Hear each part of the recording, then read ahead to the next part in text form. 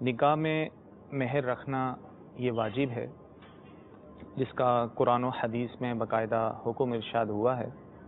قرآن میں بھی اس کے متعلق کئی آیات آئی ہیں کہ جو مہر مقرر کیا گیا ہے وہ ادا کیا جائے، اور اسی طرح احادیث مبارکہ میں بھی اس کی تعلیم آئی ہے، اور مہر کی مقدار بھی بیان کی گئی ہے حدیث مبارکہ میں کہ اتنا مہر ہو کم از کم، اور مہر کے بارے میں بھی یہ بتایا گیا کہ مہر ایسا ہو کہ جس کی ادائیگی آسانی ہو، ٹھیک ہے، آسانی سے جو ہے اس کی ادائیگی ہو سکے۔ اور نکاح میں کوئی شخص نکاح کرے، مہر تو زیادہ رکھ رہا ہے اور نیت یہ کرتا ہے کہ یار کون سا میں نے مہر دینا ہے، کون سا لینا ہے، اور ابھی ویسی تو اس طرح کی سوچ جو ہے یہ غلط ہے،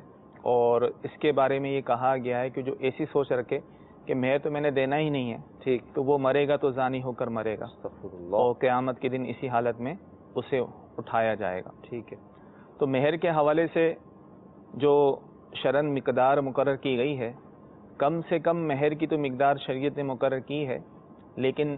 زیادہ سے زیادہ مہر کی کوئی مقدار مقرر نہیں ہے۔ اب کم سے کم مہر جو شریعت نے بیان کیا ہے وہ ہے 10 درہم۔ 10 درہم یہ کم سے کم مہر ہے، اس سے کم مہر نہیں ہو سکتا، اور 10 درہم ہوتے ہیں 2 تولہ 7.5 ماشا چاندی یا اس کی قیمت، صحیح، گرام کے حساب سے لیں تو 30.618 گرام چاندی، یہ اتنی مالیت کا کوئی بھی سامان مہر میں دیا جا سکتا ہے۔ زیادہ سے زیادہ مہر کی کوئی مقدار معین نہیں کی، جتنا بھی مہر رکھا جائے وہ شرعی حق مہر ہی کہلائے گا، چاہے وہ ہزاروں میں ہو چاہے وہ لاکھوں میں ہو۔ ٹھیک، مدنی چینل کے ناظرین، مفتی صاحب نے ہمیں یہ جواب ارشاد فرمایا ہے کہ نکاح کے اندر جو مہر کی حیثیت ہے وہ واجب کی ہے، یعنی یہ واجب ہے، یعنی اس کے بغیر نکاح کیا ہوگا حکم؟ نکاح تو ہو جائے گا، اگر کسی نے نکاح میں مہر کو ذکر نہ کیا یا ادا ہی نہیں کیا تو اس سے نکاح پہ تو کوئی فرق نہیں پڑے گا، صحیح، نکاح تو ہو جائے گا، لیکن مہر کی ادائیگی پھر بھی لازم ہوگی۔ اس وقت نہیں کیا تھا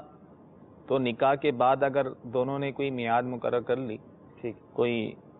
رقم وغیرہ مختص کر لی مہر کے لیے، تو یہ بھی درست ہے، صحیح، اور اگر بالکل نہ یا انکار ہی کر دیا میں نے دینا ہی نہیں ہے، تو پھر بھی نکاح ہو جائے گا، صحیح، انکار کرنے کے باوجود اسے مہر دینا لازم ہوگا۔